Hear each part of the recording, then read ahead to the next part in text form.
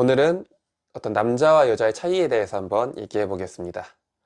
이 얘기는 여자의 뇌, 여자의 발견이라는 이 책의 내용을 토대로 설명을 해 드리는 거고요. 이 사람은 뇌과학자로 몇십 년 동안 연구와 상담을 했기 때문에 좀 과학적인 내용이라는 점 말씀드리면서, 여러분들은 여자와 남자의 뇌가 어떤 선천적이고 생물학적인 차이라고 생각을 하십니까? 아니면 편견이나 어떤 사회와 교육 때문에 만들어진 차이라고 생각을 하십니까? 결론부터 얘기를 할게요. 선천적인 생물학적인 차이가 맞다고 합니다. 아이가 태어나서 처음 8주 동안은 뇌 구조가 똑같이 이제 생성이 되는데, 8주 이후에 테스토스테론이 분비가 되면 남자아이가 되고 에스트로겐이 분비되면 여자가 된다고 합니다.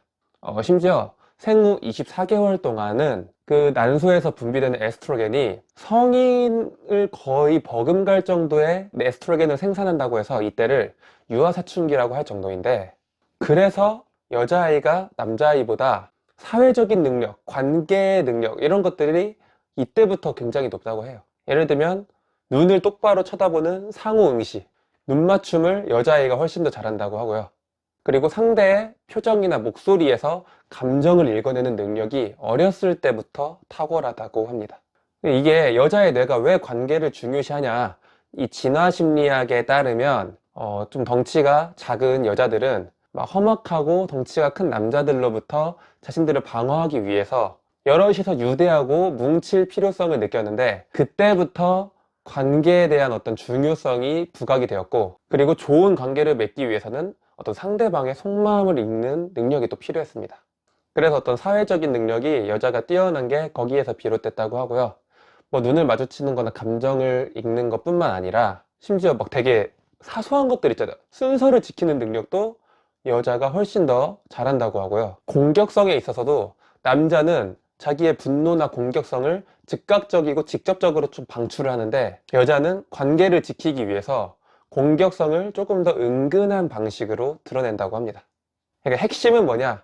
여자의 뇌가 가장 견딜 수 없어 하는 것이 바로 관계에서 배제되는 거라는 사실입니다. 그래서 어렸을 때 나오는 성별 언어도 굉장히 다른데, 예를 들면은 역할놀이라고 한다고 쳤을 때 남자아이들 같은 경우에는 야, 나 선생님, 뭐 나 경찰, 뭐 이런 식으로 얘기를 한다고 하면, 여자애는 조금 달라요.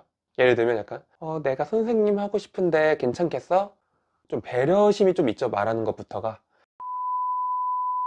그렇게 얘기를 한다고 합니다. 그리고 남자는 테스토스테론으로 인해서 사회성 결여 문제를 조금 더 많이 겪고, 그래서 자폐 일종인 아스퍼거 증후군이 남자가 훨씬 더 있다고 하죠. 결론적으로 테스토스테론과 이 에스트로겐에서 오는 어떤 차이가 우리가 생각하는 것 이상으로 큰 거는 맞습니다.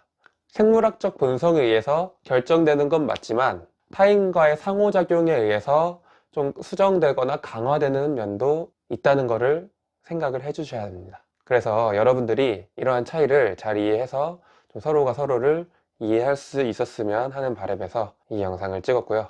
앞으로 이어지는 내용도 제가 이 책을 기반으로 말씀을 드릴 테니까 참고하시길 바라겠습니다. 이상 수고하셨습니다.